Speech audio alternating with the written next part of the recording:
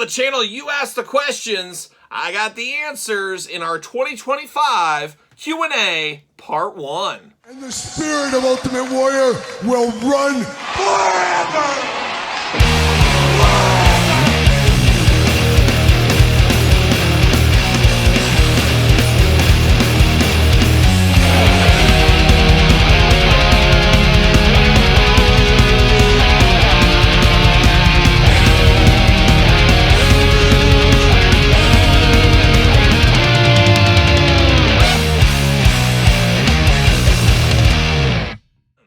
And that's exactly why this will be a best-selling book sometime in 2025, Todd McFarlane. Oh, hey there, welcome everyone. Kyle here, back at it on the channel, and today we got a special video here for 2025 as we are doing a big Q&A video, Part 1. Now, we might have Part 2, Part 3 as well, as you guys blew me away. A lot of questions going on. I did post this in the YouTube community tab, and I also did post a post on Instagram soliciting your guys' questions, and you gals too, and we're going to answer them here in this very video, and maybe this video series as well. Of course, every single month we do a Patreon Q&A that is exclusive to Patreon. It's been maybe 2 or 3 years since we've done a Q&A here on this channel, so I figured, you know what, the time is now. Let's kick off 2025 with a little Q&A, and I got my handy-dandy iPad right here ready to go. And we're going to start with Instagram questions is where we're going to go to. And we're going to dive into it. We're going to go as rapid fire as I can. You know me, I get a little wordy from time to time. But let's do it. Let's kick it off. And we're going to kick it off with Misty Knight's Bionic Arm. All shout to Misty Knight. As a kid during playtime, was there a crossing of streams, colliding universe, mixing lines? Ever have Shredder and Cobra Commander fight Flint and Lion-O? Or was that strictly forbidden? That was extremely strictly forbidden for me as a kid. Occasionally, I would use the Boulder Hill playset and the Tower of Doom in my G.I. Joe playing. But for the most part, I didn't really cross any streams. I remember trying to do the Galoob WCW and the Hasbro WWE, trying to get those guys to play together. In my brain, it just wouldn't work for whatever reason. And I do feel like that did limit some creativity and limit some of my playtime. Some glorious playtime I could have had as a little kid. But for the most part, there was no crossing of the streams. Now, I talked about that Chris Star figure from Marvel Legends this year. I had that as a kid. Didn't understand what that was or where it came from. So I did mix him in with my Justice League figures and sometimes my Secret Wars figures. But besides that, not a lot of crossing of the streams. Just wasn't a thing I did do in my playing days. So that's the first question. First question. Now, who's ready for question number 2? Do you ever go, and this one comes from Guavian79, do you ever go through stages where you don't feel like collecting anymore because it is all just too much? Not so much. Maybe not as much as the average Joe out there. Maybe, I don't know, you guys tell me, chime in on this question yourself, and feel free to chime in on any of these yourself in the comments below. No, not really. I remember I originally stopped collecting because I was at the end of high school years, and you have no money when you're a kid. You're a kid in high school, you're wanting to go out to dinner with your friends, you're wanting to go hang out and do stuff like that, maybe buy video games. That was a big thing for me as well in high school.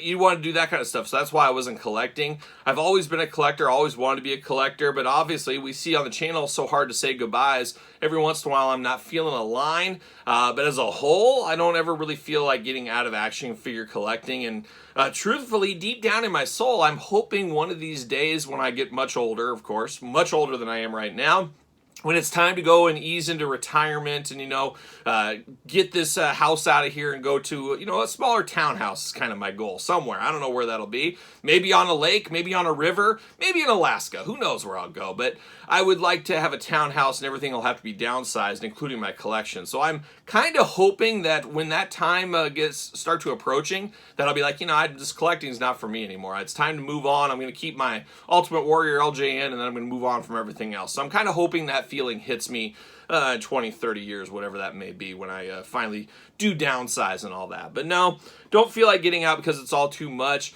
I do feel like cutting back some stuff because it's all too much occasionally, but not getting totally out.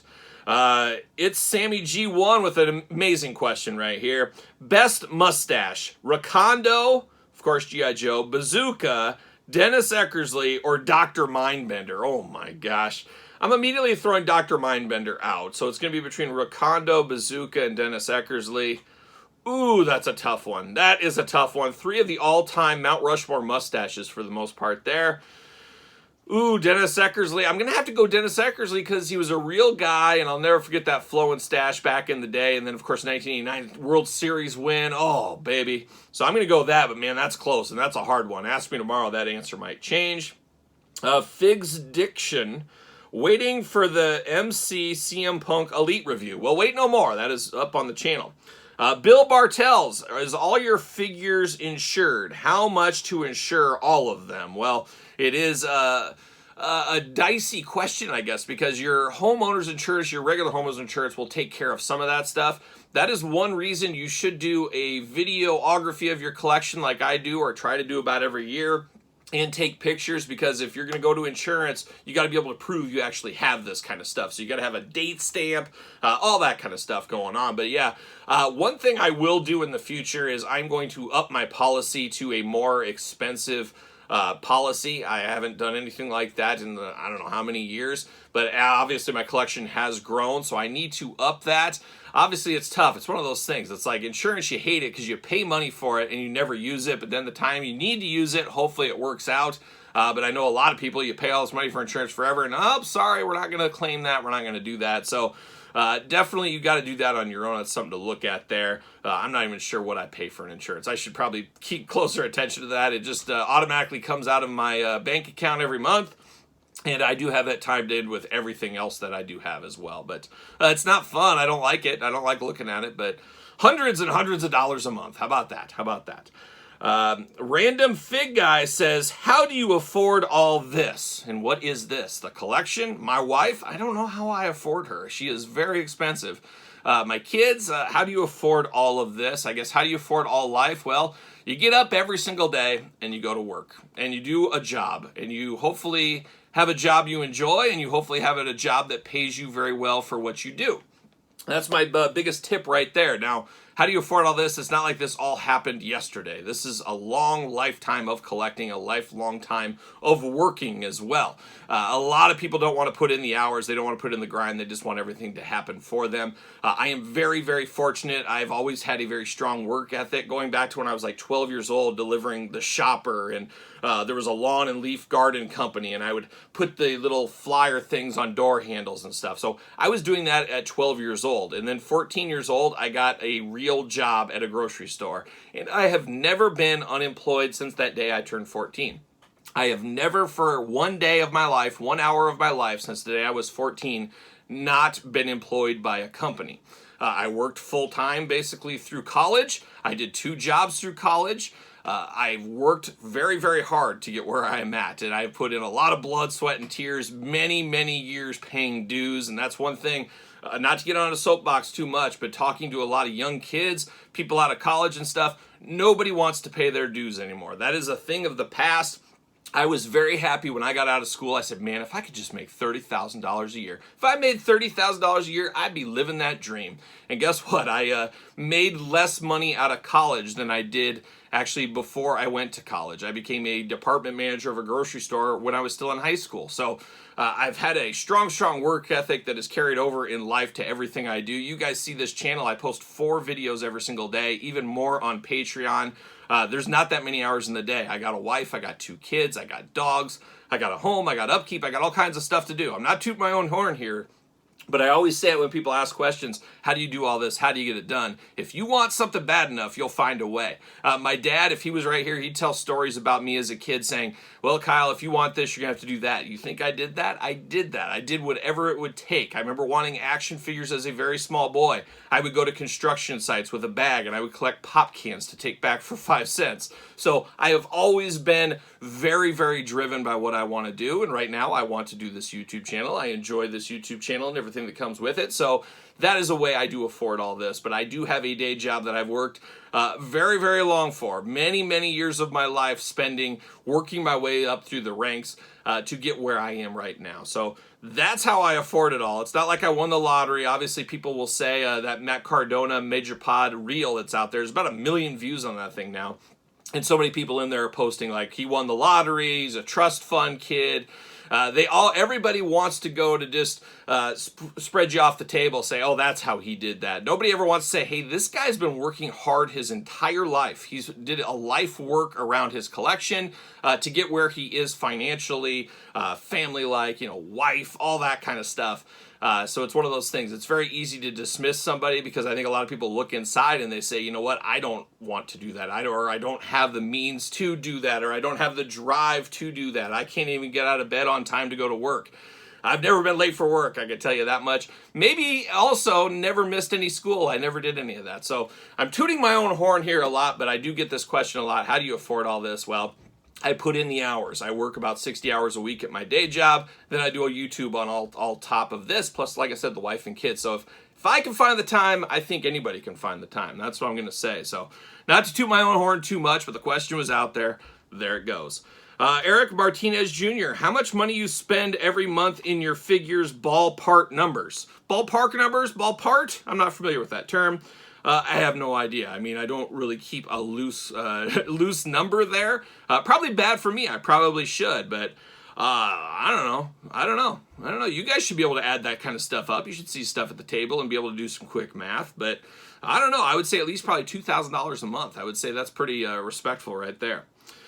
Just Figging Around, that's a good name. Do you feel like you're the GOAT in the fig game? And no, I don't know. I mean, GOAT of what? I mean, I don't know. GOAT of secret doors in the fig game, 100%. But there's always people that have bigger collections. There's people that have smaller collections that are better. It's just really subjective there. And to ever call yourself the greatest of all time outside of being tongue-in-cheek is pretty funny.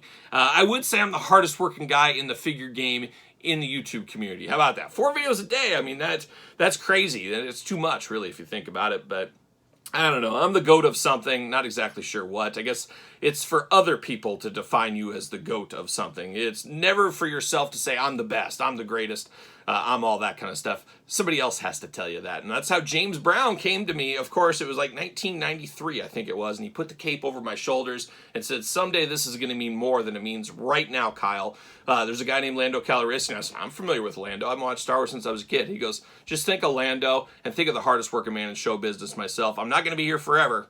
I want you to take this cape. And I didn't understand the impactfulness of that at one time until all these years later, and here we are today. But no, I'd never call myself for real the GOAT of something. That's for other people to call you, not yourself. So there you go. Christopher Rogers here. What's your favorite Classic Superstars 2-pack? Oh, you gotta watch those Classic Superstars videos. My favorite 2-pack of all time, Legion of Doom Pro Figures exclusive. One of the rarest sets, but oh man, that is the greatest LOD set of all time. And my favorite Classic Superstars 2-pack. Paul M., will Ron Garvin ever get a figure of any kind? Man, oh man, that is a good question because I loved Rugged Ronnie Garvin as a kid. Now, I just missed out on his NWA Championship run. I came into him like a lot of people, his feud with Greg Valentine, becoming a referee and stuff when I was a little kid. And I loved the Hands of Stone. I absolutely loved him. And thinking back, it's like, why does a little kid like a guy that looks like your grandpa? Just a hard-working man out there is what he looked like. But man, oh man, Rugged Ronnie Garvin was a favorite of mine back then. So I would absolutely love to see a Rugged Ronnie Garvin figure. I'm actually shocked we haven't seen somebody from one of these companies. And I think it's one of those things out of sight, out of mind for people. I wonder if the Zombie Sailors of the world have reached out to Rugged Ronnie Garvin. I'm going to put a little bug in the major pod groups here on that one. What do we got to do to get a big rubber guy, Rugged Ronnie Garvin? And they'd probably say, well, nobody will buy it. But I know this guy and me will. Paulum, you and I will buy them. We'll be first in line right there. He also says, when do you think G.I. Joe Classified Law & Order will be released? 2025. I'm calling it right now. Take it to the bank, 2025. I would have to think late spring, early summer, but you really never know. I'm going to take a drink. Hopefully everybody's got a drink here. Of course, Kyle's, as usual, fueled by Monster Energy. Ultra, of course, for me, 0 calories, 10 calories. 10 calories on this one here. Shout out to Monster. Now, that's the sponsorship we need here on the channel. Can we get a Monster sponsorship? Can I just get free Monster sent to me? I'd do with that. I'd do with that. But shout out to Monster Energy, of course. CL Collecting, what's your current white whale? My current and forever white whale will be an LJN Grand Toys Ultimate Warrior mint on card. I have a minty loose one, but a mint on card one is what I crave, is what I need, which I'll probably never get. So that would be it right there. What do we got next here? All right, next question. Gravy Boat 429. What do you do for work? You are very well spoken with a golden charisma. Some sort of traveling marketing guru would be my guess. Happy holidays to yours, and thank you for sharing that you love with the masses. So very nice message right there. I guess I talked about that a little bit there. I've been in the grocery industry, like I said, since the day I was 14. I am a senior executive for the world's largest company of what we do. How about that? How about that? Worldwide, that you guys have in your pantries every single day. I've worked there for over 10 years now. And before that, I was with Kraft, Mondelez, Nabisco. So I was a part of the Oreos and all the Kraft salad dressings, all that kind of stuff forever. Out of school, I was with a marketing agency called Acosta Sales and Marketing. Maybe you're familiar with that. I was in charge of Sunny Delight, Hormel, and ConAgra products for Walmart for an entire state, so that was a great time, let me tell you. And then before that, all through college, everything, I worked at a grocery store, so a local chain grocery store in the Midwest. So I worked there for 15 years, and that overlaid some of the other stuff too, because I worked 2 jobs a lot of time in my life as well. So yeah, that's what I do. So what do I do for work? I mean, I'm in charge of basically a whole account for the whole country or whatever for that account. I'm trying to word that best I can, but obviously putting promotions together, putting sales together. You see advertisements for like grocery stores and stuff. That is people like me that write those things and negotiate with your customer on what it's going to be, what the cost is going to be, retails, all that kind of stuff. Dealing out the deals and communicating with frontline sales teams, organization, route structures, all that kind of stuff, doing presentations. I actually have a food industry show I'm going to be here in the next couple of weeks, and strangely enough, one Jey Uso will be there with me as well, so it'll be interesting to see what we get out of him while we're there. He's going to be about the table down from me, I think, so we'll see. I mean, who's people going to come up to, Jey Uso or Bread Jesus? That's the question right there. But that should be interesting. But yeah, very well spoken. I mean, it depends. I mean, I hear that a lot, but I think that is because every day I'm giving presentations and speeches and things like that, talking to 5 people or 500 people, whatever it may be, giving presentations and stuff like that. So I do talk for my day job, and I feel like I talk a lot. Can you imagine if I lost my voice? What would I do with my life? But yeah, I am a senior executive, and like I said, a lot of years to get where I'm at, but I know every single day in corporate world, corporate America, one day your ticket's going to be cashed. I've seen it so many times over the years to people that are really, really good and honestly better than I am, I think. And it's just always a bummer when people get displaced by corporate America. And it really does come at a certain age, it does feel like to me. So I'm always kind of have that in the back of my head too, that one of these days it's all going to come crashing down. And truly when it hurts inside, I'll have to find another job. So we'll see what happens when that day does come. But it seems like Father Time is undefeated, as they say, especially in the corporate world. And one day they're going to say, oh, that Kyle, he makes too much money. His health insurance is too much. He's got too much vacation that he never uses. and they'll say it's time to get rid of him. So hopefully nowhere soon, but I always have that in the back of my head as well. So we'll see what happens there. IE Toy Hunter, what are your top 3 female wrestlers of all time? Oh my gosh, putting me on the spot right there. Mandy Rose, definitely Mandy Rose, got to be her.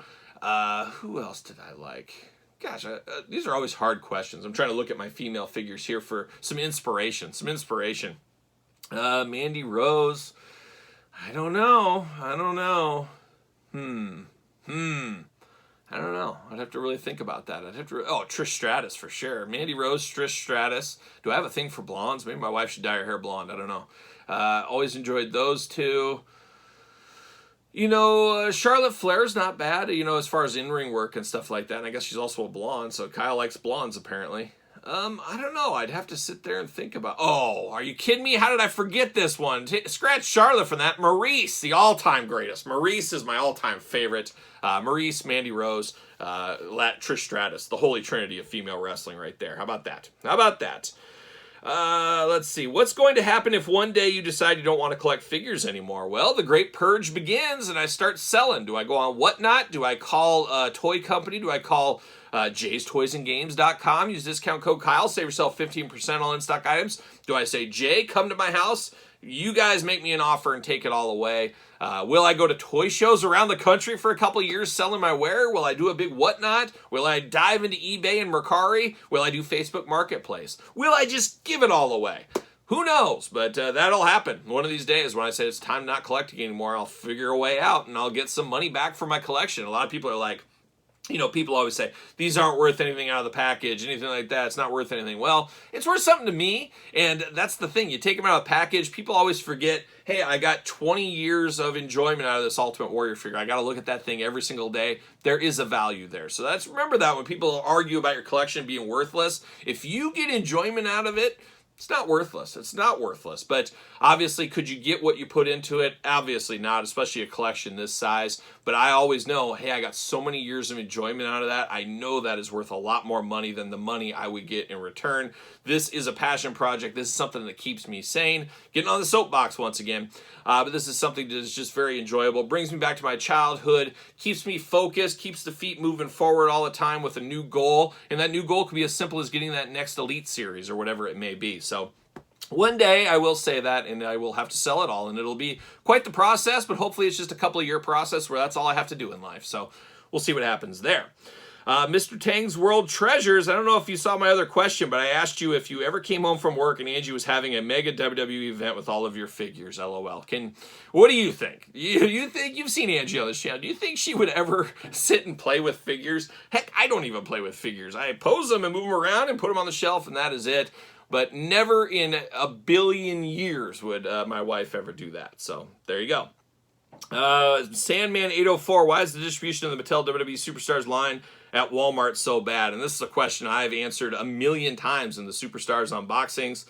It's just one of those things. I mean, I don't want to go into it. It'll be a 20-minute conversation right there, but I've talked about it in numerous videos. But just remember, every time you go into a Walmart store and they don't have what you're looking for, in a lot of ways, they got you. And that is somebody like me sitting in the corporate office of Bentonville, Arkansas at one time in my life, understanding how Walmart works, getting you to go in those stores. Yes, you didn't get that superstar figure you want, but guess what? You're going to come back tomorrow. You're going to come back next weekend, and you're going to try again. And along that way, guess what? You grabbed a thing of milk. You grabbed some diapers. You grabbed whatever, a drink on your way out the door. Walmart wins every single time you do that. The best way to win against Walmart, go in there. If they don't have it, you leave. And if you were going to get something, get it somewhere else. That's the best way. But you need a lot of people to do that to affect and move the needle at Walmart.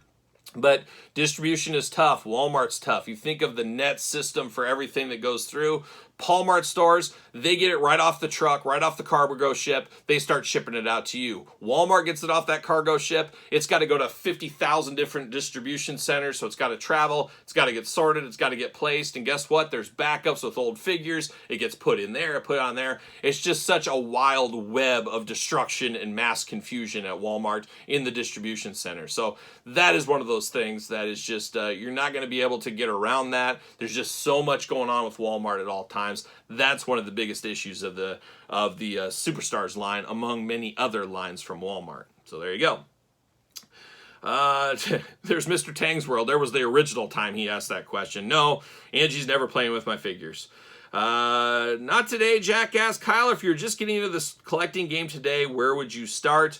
I would start with whatever I enjoy the most. So currently right now, if I had to say, I'd be starting right with G.I. Joe Classified. That's what I'd be starting in, and then probably the wrestling figures. Those are always my two favorites from when I was a kid. My favorites right now, I'd probably be diving into that G.I. Joe Classified line pretty hard. But I guess it depends, too. If I was 6, 7 years old, would I be diving into Pokemon? Would I be getting the Skibbity Toilet? Would I be doing that? I don't know. So, but that's where I'd go. Always back to wrestling and G.I. Joe. That Wiley Mo, real question. What is the square footage of your basement? I want to say 2,800 square feet, something like that, maybe. Something like that. I don't know. I'm terrible at that kind of stuff. I'm just terrible. Like somebody asked me about insurance and taxes. I always get, buddies at work and stuff. Oh, my property taxes went up. Where did yours go up? And I said, I looked at that thing for 2 seconds and I couldn't in a million years tell you what my property taxes went up to. I need to get better at that. He also asked, additionally, can you do a video showing all your Rey Mysterios? You have to have a boatload of them. And I think Rey Mysterio is the most produced action figure in wrestling of all time. I think John Cena is possibly number 2. I don't know. I don't even know where I would start. It would be a 24-hour-long video with Rey Mysterios just going through the Jakks years alone. But I don't know. Never say never. BZ Beast 5 Figs. Do you think that Mattel will ever work with other content creators who make better attires, head scans, etc.? And if they ever do you think it will be a Mattel Creations exclusive thing? I do not think they ever will. No, they will never work with anybody like that. Mattel, it's a huge business, and as much as those content creators, customizers are great, and they do an amazing job, they are such a small blimp on the radar. You got to think of it. You got to think of Mattel as a huge organization with spider webs all over the place going to different toy lines like Barbie and kids stuff. Obviously, WWE, a strong arm of that. But to get all the way down to the weeds to those content creators is going to be pretty tough. I mean, obviously the WWE team at Mattel knows who I am, but does the He-Man team? I have no idea. I don't think they have a clue who I am. So you think they might watch creators, and once again, not toot my own horn, you know, we're, 45,000 subscribers here on this channel. Not a huge Mr. Beast channel, not a really small channel, I guess somewhere in that huge middle. But the He-Man people, they don't know who I am. They have no idea. I've been to some of their presentations. I've seen them at San Diego Comic-Con, but they don't ever say, oh, you're Kyle, or you're that guy from YouTube or anything like that. They have no idea who I am. So I'm imagining most people that are content creators and customizers, things like that, probably in the exact same boat. If you want to be a job and you want to do that, you're going to need to put your resume in. You're going to have to duke it out with everybody else. That's just the cold, hard truth on something like that.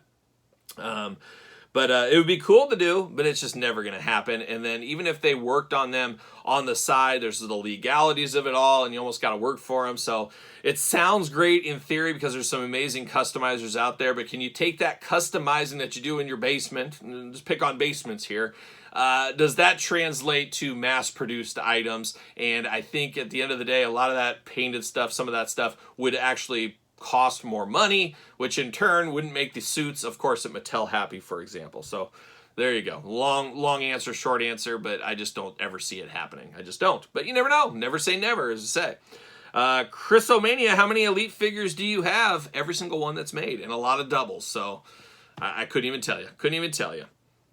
Mike the Wrestling Collector, how do you keep that hair so flowing? Like, what product are you using?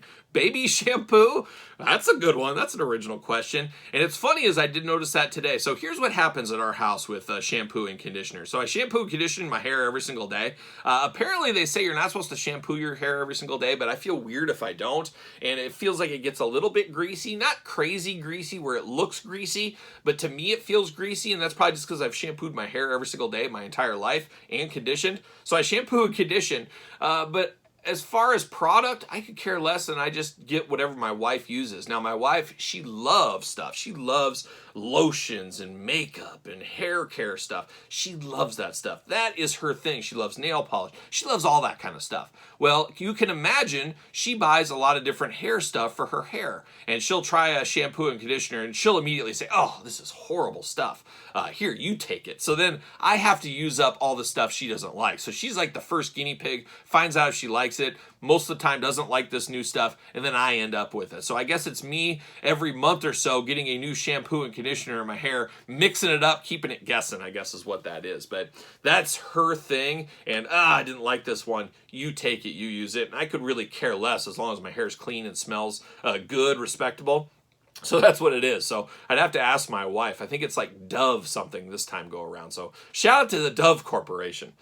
CL Collecting, how much longer do you see the Hasbro retro boom lasting? I've talked about that a lot on the channel. I think things are going to change. I just don't see the boom continuing. I already feel like it kind of in the halls of fandom, it is dwindling a little bit. There's too much, and when there gets to be too much of something, people start tuning out. It's like, there's too much now, I can't keep track of it all. I can't pay attention to it all. I'm even there, and I'm hardcore into this world. There's too much to keep track of. There's different toy lines all the time.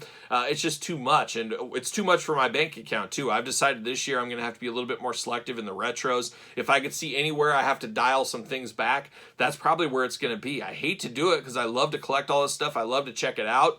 But man, it is an expensive game in action figures, especially the retros. You're getting little figures anywhere from $30 to $60. That adds up really quick. And I feel the wallet pain like everybody else out there. So we'll see, but I really feel like what would be best to do for a lot of these retro companies is start to work together. I think if you say, hey, I bring this to the table, I bring these licenses to the table, you bring this, you bring that, what if we partner together? What if we pool our resources, our creativity? I have a feeling that'll make that corporation a little bit bigger, stronger. You'll have more people. Obviously, with bigger and more people involved, it gets a little bit more confusing. It gets a little more hard to do.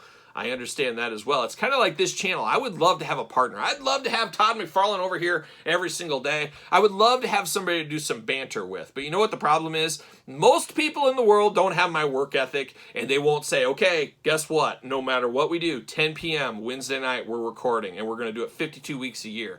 There's not a lot of people that can do that. There's people that say, hey, this week I got to go on vacation. Well, too bad. I work all my vacations. I work every single vacation I have. I haven't had a full week's vacation in probably 15, 20 years. It's true. That's one thing. And I see things through as well. So that's a tough one. So who knows? Who knows what's going to happen with these retro companies? It'll be very interesting to see how the waves go up and down in 2025. CL Collecting also says, if you could give one license to a toy maker of your choosing, what would it be?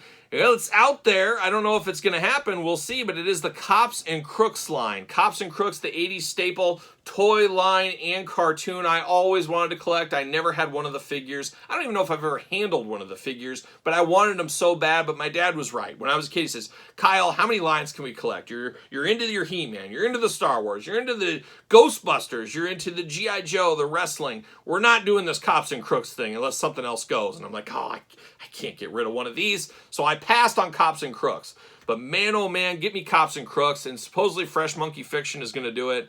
I am so excited for that. I just hope it comes to fruition. I'd also like to see Mask return. However, in a plot twist, I wouldn't collect the figures and vehicles. It'd be just too much for me. Apparently, they got some old school retro style ones coming. I'd want classified scale. Just too much. It's too much. So there you go.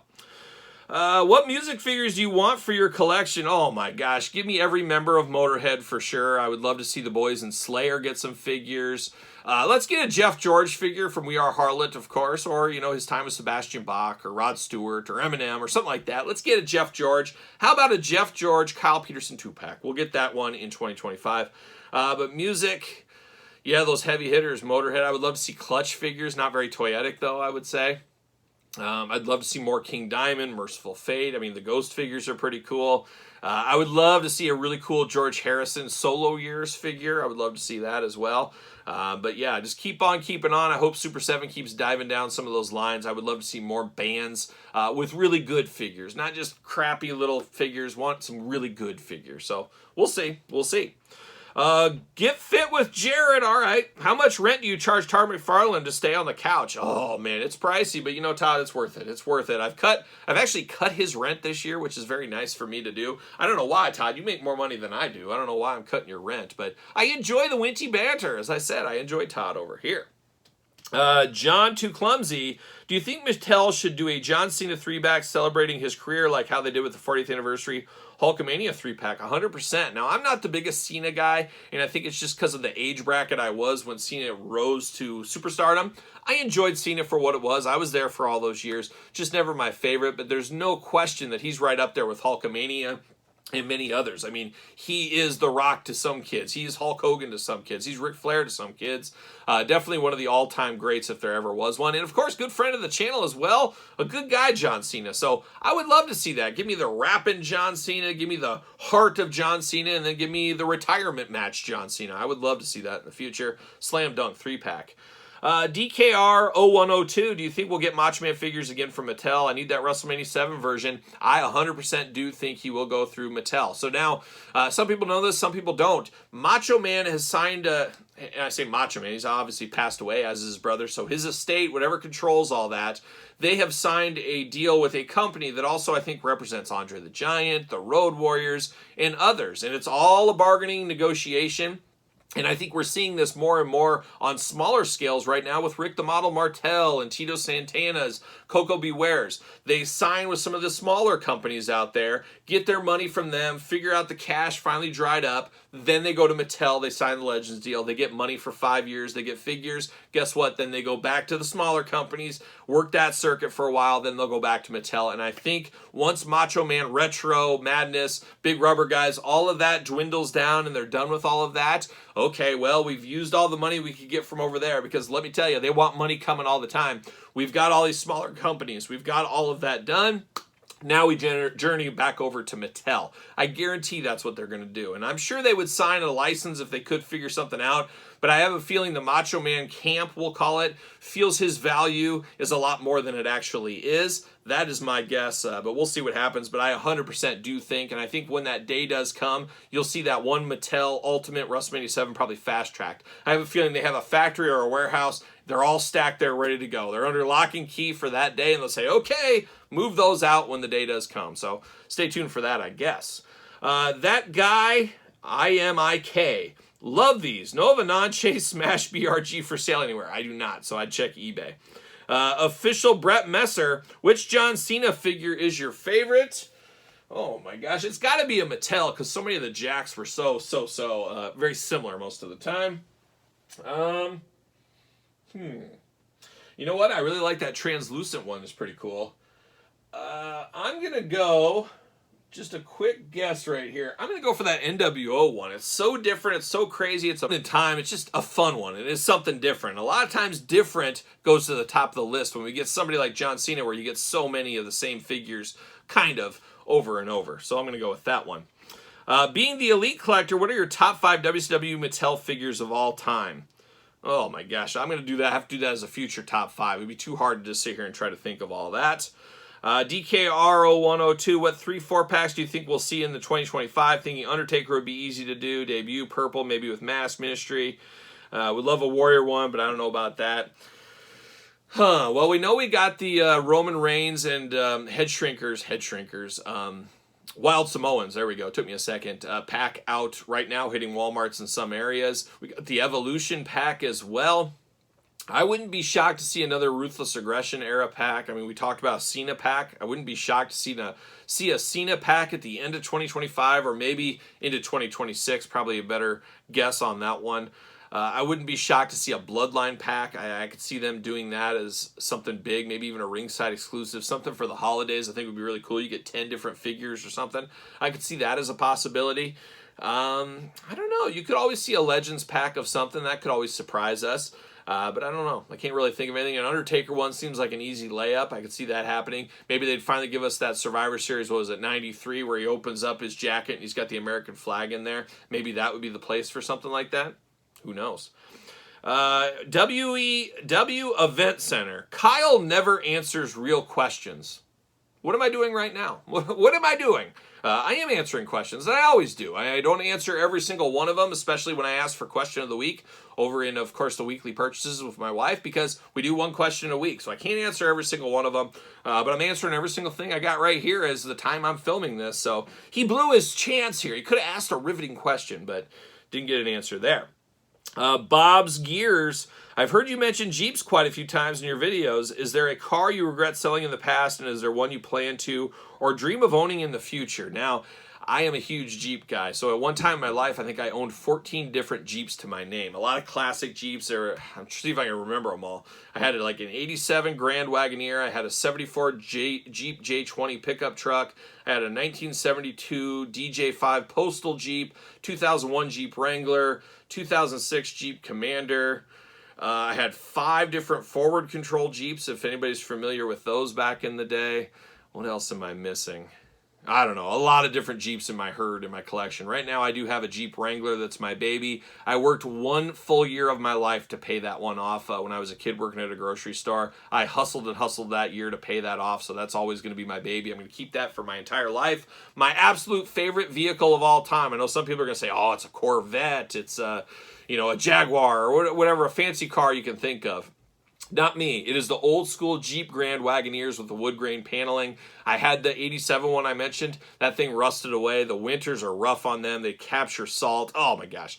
got rid of that, and then maybe 4 years ago, 5 years, 6 years ago, I found a rust-free Jeep Grand Wagoneer in really, really good shape, and I got it shipped in from California. I only take it out in the fall and summer, springtime, so it doesn't hit any ice and snow or anything like that. I love the Grand Wagoneers. I love how they look. I love how they drive. I've never had a more comfortable vehicle. They are just so cool, and you don't see them anymore. So people always love them. People always come up to you, want to talk about them. And it's one of those things I should really start putting mine and say, hey, this is for rent for advertising. Because you see Wagoneers in movies all the time. You see them. And like I was watching, my wife and I were watching that Dexter show recently. And some of the kids, like high school kids, rolled up in a Grand Wagoneer, mint condition. I'm like, there is no way in like Alaska or wherever they were in that episode the kids have one of those that are perfect condition, non-rusted out. I mean, that's like a $200,000 vehicle in this day and age. It's just ridiculous. But it is used in a lot of stuff. And I was like, I should make money. Make my Wagoneer work for me, get some money out of it. But there it is. But I love Jeeps, and the Grand Wagoneer is my favorite of all time. Ivan Avina, why is your video intro so loud? I always have to turn it down and then turn it back up when you start talking. Well, Ivan, you know what they say. If it's too loud, guess what? You're too old. So I hate to break the news to you here, but you are too old. So I don't know. You could have hearing aids. My grandpa has issues where the hearing aids get too loud and everything seems louder. You could have that issue there, but it's Night Demon. It's heavy metal. It's not made to perform real soft. So it's got to be loud, and guess what? It captures your attention. It's like on the radio, TV commercials. I don't know if you ever see that. There's a formula to a lot of different things out there, including videos like this. Now, I took radio class in high school. My high school actually had a radio station in it, so I took a lot of that, and I take a lot of that kind of stuff in my everyday use for my day job and my YouTube. And one thing we always used to get beat in the head about was silence. Never have silence. Never have silence. And I remember sitting in class, we'd always listen to the kids doing class, and my teacher, he looked just like Billy Joel. He would sit there, and he'd be there with a pen, he'd just be kind of doing one of these things with a pen, and then he'd say, "What are we doing? What is going on?" He'd look at the radio and be like, "What is happening? What is going on? There's dead air." And somebody messed up a cartridge or forgot to turn their mic on or whatever, and he'd be just sitting there just like, oh my gosh. And this is high school radio. So you think anybody's really listening? No. But he would just sit there, oh my gosh. And I've taken that for my whole life is dead air will kill you. People will change off YouTube. They'll change off the channel. That's why you see there's not a lot of dull talking. You see a lot of people on YouTube. Now, I want to be first say I don't watch a lot of YouTube. I just don't have time, as you can imagine. I'd like to. Maybe in the future I'll have more time. But I don't spend my time just going around YouTube trying to find things. But obviously I've seen videos and stuff, and there'll be people like, unboxing a figure. Well, I got Mick Foley. Oh, that's cool. I like how that head. Yeah, it's pretty cool right there. They'll sit there and just kind of go in and out of conversation, and the lulls is where people will jump off. So I've always remembered that in my head. So there it is. But a lot of it is, hey, your intro better be loud because it needs to catch attention to people. Whoa, what is that? Stick with it. Man, there you go. So that's the answer there. All kidding aside there, Ivan, there. You're probably not too old. Age is just a number. They say the 70 is the new 50 is what I've been told as well. Dougie Nunya, good friend of the channel, local collector here around me as well. We help each other out a lot. Is there any absolute grail figure that no matter the cost and efforts you are unable to find and always looking for? Yeah, pretty much a mint on card LJN Grand Toys Ultimate Warrior on card. It comes up once in a blue moon, but it won't be perfect, and then the pricing will be crazy. But I would love a gem mint one. Just don't think that's ever going to happen for me is my guess there. Wind it down here. Wind it down. Dougie, once again, if you go to a concert go to one concert at any point in history, what concert would it be? Band or specific show? You know what? I think I was at that show, and it was the greatest. I've been to two shows I would say were moments in time, and I guess I'll go with this one first. I won't mention the other one. So I've mentioned it before, but it was the Motorhead Cruise. So many great bands on that thing. It was the end of Motorhead for the most part. It was right before Lemmy died. I knew Lemmy was in bad health. We all knew that. And I remember laying in my cabin with my wife and said, I'm going to get up. I'm going to go to the casino. I bet Lemmy's there. I want to see him at least one more time. Very happy I did that. I got to go over there to Lemmy there. He had a security guard with him. He was playing the old slot machine. But I just kind of sat there over his shoulder and just kind of soaked it all in. And knowing, and I knew 100% this is the last time I will ever see Lemmy, ever. That's the last time I'm going to see him. He is going to pass away before I see him next. And about a month later, he did. So I remember just knowing that, thinking that, and I'm so glad I was on that. It was the Motorhead cruise. They celebrated, what was the 40th anniversary of Motorhead on there. Had a huge celebration. I was front row for. They had cake, handed out the cake. Lemmy said some words. The rest of the band said some words. On top of that, seeing Motorhead 2 times out at sea, plus Slayer, Anthrax, tons and tons of others. For sure, that would be the ultimate, and thankfully I was there to see that. So there you go. Let's see. TB Toycast. Any plans to dive into the new Power Ranger figures from Playmates and the Thundercats Motu figures for 2025? Motu Thundercats for sure. Very excited to dive into that one there. I think my Power Ranger days are done. So it's interesting, and that's one of those things with the ebbs and flows of collecting. As they end, I think I end with Power Rangers. Super 7's all but out of it. Hasbro Lightning was up and down. They're all but out of it. I think my days of Power Rangers are done. I got what I want. Moving on to other things, I am done with that. But anxious for the Motu stuff. And that is the last question for the Instagram question. So a long Q&A video. We're going to do part 2, answering the YouTube questions. Appreciate everybody asking these questions. And of course, every week in the weekly purchases, we take one question. And if you want a 100% answer of your questions, check out my Patreon channel. Every single month, I do a Q&A. We'll dive into anything you want over on the Patreon exclusive Q&A. Every single month, we're over there talking all kinds of things, long form, you name it. So join up with the Patreon, the best value in YouTube. I have to say that. I have to say it, right, Todd? Todd's been teaching me. He's been learning me from the couch, as some may say. But check out the Patreon. You won't regret it. You won't regret it. There you go. But there it is, Q&A part 1. Stay tuned for part 2. Don't forget to subscribe to this YouTube channel, my other YouTube channel. Like this video. Check me out, of course, on Patreon, as I mentioned, ProWrestlingTees.com, SirPaul64 on the X, _Kyle_Peterson on Threads, and on Instagram. And, of course, now on TikTok. TikTok, Todd? TikTok. So, for Q&A part 1, I'm Kyle. See you guys all real soon.